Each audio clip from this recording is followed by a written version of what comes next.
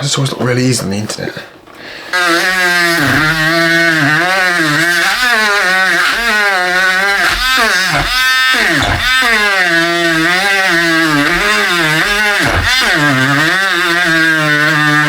Good afternoon, hello, welcome to the TriathlonDan YouTube channel, and in this video, unfortunately, I'm going to have to destroy these very nice brand new shoes. But before I do that, like some Dremel wielding maniac, I figure I should explain why we're going to be in that situation.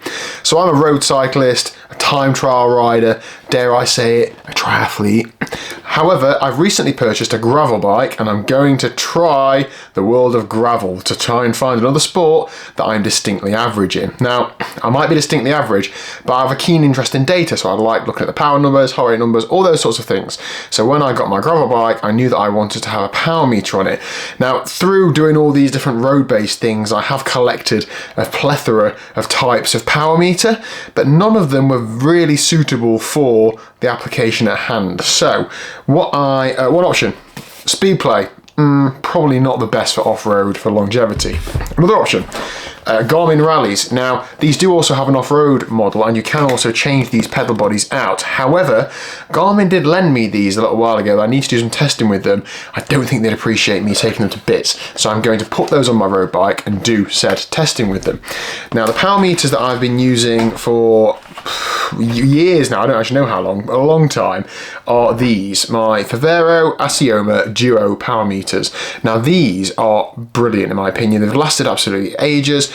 They just work every single time. However, these ones are pretty beat up. I don't know if you can see, but like, that's not going to focus my face, there is it? Like I've scuffed the corner doing crits and stuff, and they're like, the pedal bodies are quite worn out, so they're really loose to clip in and out of. They're about ready for a refresh. Now I did purchase some new pedal bodies to fit to them, to refresh them. However, I've since changed my mind. So I've got some of the bearings, so I'm going to need a little bit of that. And I'm going to go to some proper off-road pedals for the gravel bike. I was going to try and be an out-and-out roadie and run road pedals, but I'm told that's not very sensible when you're doing a hiker bike. So what I've ended up with is a pair of these. Not just an empty box, also got the pedals as well. An Expedo M8 titanium, a pair of, there are two of these in fact, that's handy. Now I'm going to leave a link in the description down below. Essentially, I'm going to hack these into these, but this is not a how-to video. Shane Miller, aka GP Llama, has done a brilliant video, which I'm actually going to watch to remind myself how to actually move these things over to this. But because we're doing this, because I'm then using the Favero sort of power meter pod and these pedals, that then causes us some issues with the shoes, which we're going to have to modify. So if you are a fan of and appreciate the effort I'm going to give you some point of view shots, please do hit that like and subscribe button down below, and let's get stuck in. So the biggest tool that was required was myself. Other than that, a couple of Allen keys. Also we got there a 9mm socket, and that is about it. Some nitrile gloves just so I look semi-professional. So just taking the Favero pedal to pieces. The only bit I have to reuse from there is that dust cover that I've just took off and then put back on for no apparent reason. The one that comes with the Expedo pedals doesn't quite fit the spindle well enough for it to run smoothly, but this one does. So I'm just cleaning it up. It's not a bearing in any way, it's just a dust seal, so it's absolutely fine as long as the rubber's still intact. Given the spindle a good clean up, and then I'm going to stick some lithium grease on it as well, just to make sure it's all fresh. Only a thin layer, it doesn't need to be like clagging it up or anything, it's just a little barrier protection. Put the dust cap on so that protects that spindle when it is inside the pedal. Of course, these pedals are going to be getting quite mucky and muddy, I should imagine. Here I'm just carefully pushing it in. I don't want to ram it in and damage any bearings. Then getting the bolt that holds the spindle onto the pedal, tightening that up. Now it should be done up to 9 Newton meters, however I don't have a torque wrench, so I'm just doing it up pretty tight, not stupid tight. And then there's still a little bit of play in the pedal on the pedal spindle, but when you put this dust cap on, that holds the pedal in place. And again, I don't do that up quite as tight, but I just nip it up and then it spins around freely, feels good, feels secure, and that is it, one done and dusted. I'm not going to make you watch the one that's exactly the same as this one, just the other way around, but that felt good. There we go.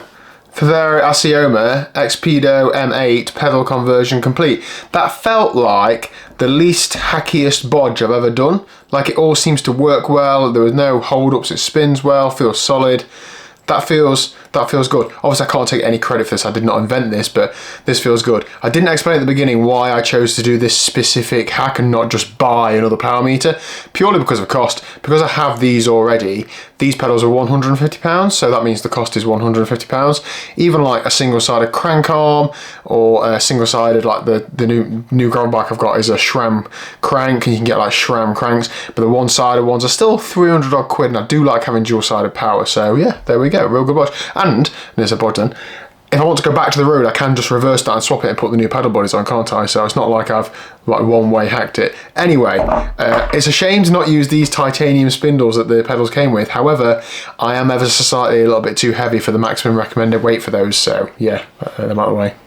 Right, on to the more interesting bit then. Let's get pulling these shoes to bits. Now, the reason why you have to do this, or the reason why I think you have to do this, is because they're recessed cleats and because these are chunky underneath so you can walk on them because they're mountain bike cleats. When you put these pedals on, let me just choose the right one, is that correct? I believe, yes it does. So, oh, it's not too bad actually. The pedal body fouls the shoes, or it does foul some shoes slightly. So allegedly you have to trim them. So let's get this pedal on the cleat and see if that is true. This is where I find out I've put them on the wrong shoes. There we go. So there's a tiny bit of rub. I don't know if you can see that. So on some shoes I've seen, that actual bit, the battery bit, the power bit rubs on the shoe. That is not happening. Although I haven't fully like secured my cleat position, I think it is that in the middle. It's not going to go any further out. But if you look at the pedal, focus, it is just touching the shoe. And that's not ideal, rub. I'm sure that creates a noise that over the length of rides that I'm going to be doing is going to be a pain. So what I am going to do is, be right back, I'm going to measure once, cut twice, I've said that the correct way around, and just trim a little bit off of that, just so that the pedal isn't touching the shoe. Let's get the Dremel out. Oh, I've been waiting for this minute, Dremel time. So I started off with a little cutting disc, as you can see. I was trying to make 2 incisions either side of the cleat, just so that I could then cut that middle bit out. But in reality, it just wasn't good enough. So I swapped that for like a little stone wheel, and then I just started essentially just eroding the rubber. Rather than trying to cut it out, I thought I'd just try and grind it down, and that seemed to work a lot better. I can actually make it a lot smoother as well. Now this did get rubber everywhere, but it did serve the purpose. It probably took me 10 minutes to do. I haven't yet done the other shoe, but getting one done and testing it was absolutely fine. So yeah, make a bit of mess, get a bit stuck in, and that was good. Okay, check that out. So I didn't take much off, and it took a little bit of faff, but that has now meant that there's a good gap between the pedal body and the bottom of my shoe, and you can hardly tell that I've done that. These are pretty much as brand new. If you want to buy some as brand new gravel shoes, you let me know. Really happy with that. Probably going to do the other one another day because I've made quite enough mess for tonight. And of course, if I move my cleat forward, I'm going to have to do that a bit further up. But I'm pretty happy with where my cleat position is on these shoes actually, but I'll give it a few test rides before I drill any more holes in it. But yeah, there we go. There is my gravel shoe Favera Asioma Xpedo M8 Gyro. I don't know what the shoe name is, I forget, but Vibram maybe, I can't remember. Hack complete. Looking forward to getting out. I was going to say on the road, off the road. If you've got any if you've got any tips or advice for what I've just done or how I could have avoided that, please do let me know in the comment section down below. But that is it for today's video. Looking forward to getting out there and testing all this sort of stuff that I'm fiddling with. In the next couple of weeks, the videos will be going live. So thank you very much for your support. If you haven't already, please do hit the subscribe button down below, and I will see you again very soon.